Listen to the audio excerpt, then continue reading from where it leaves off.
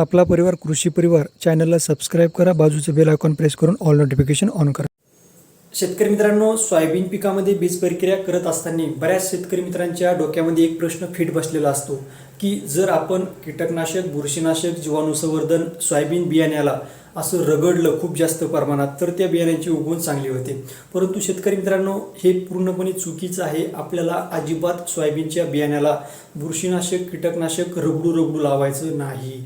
जर तुम्ही जास्त प्रमाणात सोयाबीन बियाण्याला रगडलं किंवा जास्त प्रमाणात रफ केलं तर त्या बियाणांचे कवच एकदम नाजूक असतात आणि हे नाजूक कवच जर डॅमेज झाले तर तुमच्या जर्मिनेशन पर्सेंटेजवर खूप मोठा परिणाम होऊ शकतो।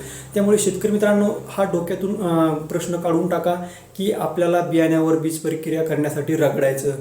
शेतकरी मित्रांनो, ज्यावेळेस तुम्ही बीज प्रक्रिया करणार त्यावेळेस एकदम हलक्या हाताने आपल्याला बीज प्रक्रिया करायची।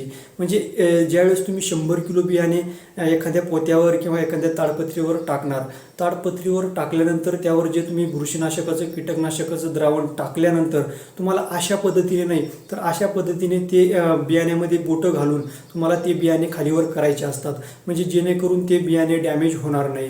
त्याचबरोबर तुम्ही दुसरी पद्धत वापरू शकता, ते म्हणजे 2 व्यक्ती उभा राहून तुम्ही ताडपत्रीवर ते बियाणे टाका, त्या ताडपत्रीवर बियाणे टाकल्यानंतर त्या बियाण्यावर द्रावण टाका आणि हे द्रावण टाकल्यानंतर दोघांनी 2 ताडपत्री धरायची आणि अशी जसेप्रमाणे झोळी आहे त्याप्रमाणे आपल्याला ती ताडपत्री करायची, म्हणजे बियाणे खालीवर होईल आणि पूर्णपणे बियाण्याला बुरशीनाशक, कीटकनाशक समान प्रमाणात लागेल।